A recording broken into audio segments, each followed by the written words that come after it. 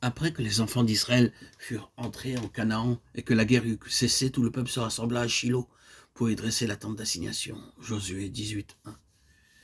Élie, le souverain sacrificateur, était vieux et ses deux fils étaient pervers. Ils ne connaissaient pas Dieu et cependant ils les servaient comme prêtres. Élie ne fit rien pour remédier à cette situation, car il honorait bien plus ses fils que Dieu lui-même. À cause de tout cela, un homme de Dieu prophétisa plus tard en ces mots. Tu verras un adversaire dans ma demeure, tandis qu'Israël sera comblé de bien par l'Éternel. Et il n'y aura plus jamais de vieillard dans ta maison. 1 Samuel 2, 32. Le jeune Samuel était au service de l'Éternel devant Élie. La parole de l'Éternel était rare en ce temps-là. Les visions n'étaient pas fréquentes. En ce même temps, Élie, qui commençait à avoir les yeux troubles et ne pouvait plus voir, était couché à sa place. La lampe de Dieu n'était pas encore éteinte et Samuel était couché dans le temple de l'Éternel, où était l'arche de Dieu. Alors l'Éternel appela Samuel. Il répondit, « Me voici. » 1 Samuel 3, 1, 4. Dans le sanctuaire de Dieu, la lampe placée devant l'arche n'était pas encore éteinte. Cependant, vue de l'extérieur, l'aspect de la tente semblait inchangé. Il ne laissait pas supposer que Dieu allait bientôt se retirer de ce lieu. Ce fut aussi à ce moment-là que Dieu appela Samuel au lieu d'Élie. Il ne donna pas sa parole à Élie, mais à Samuel. Il mit Élie de côté et choisit l'enfant Samuel. Il l'établit comme prophète en Israël. 1 Samuel 3, 20.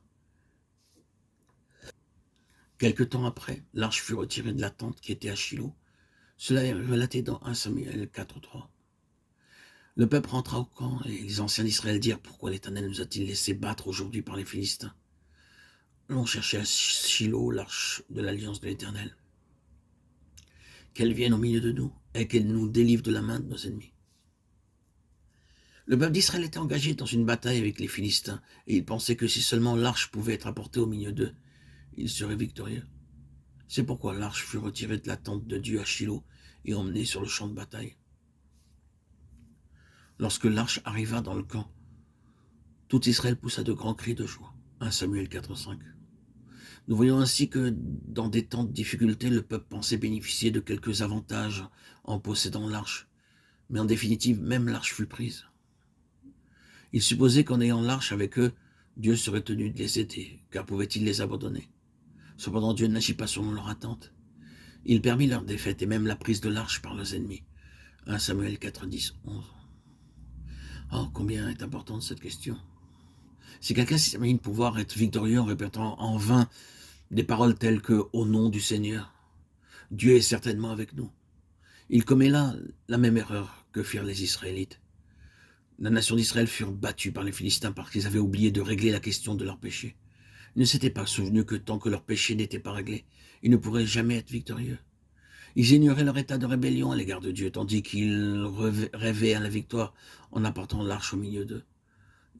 Ils se trompaient de façon tragique. Nul ne peut avoir recours à l'arche de cette façon. Rappelons-nous toujours, frères et sœurs en Christ bien-aimés, que les choses spirituelles ne sont pas matière à pouvoir être utilisées par la chair. Le nom de Christ ne pourra jamais être d'aucun secours à la chair. Si quelqu'un pense tirer quelques avantages des choses spirituelles ou se servir du nom du Seigneur, il sera totalement défait. Ne sachant pas que la gloire du Seigneur s'était déjà retirée, le peuple d'Israël pensait pouvoir se servir de l'arche de Dieu. Dieu toutefois permit que son arche soit prise.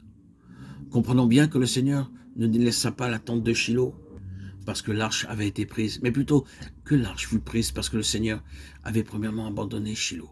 Psaume 78, 60, 61. Une fois parti de Shilo, l'arche de Dieu n'y retourna plus jamais.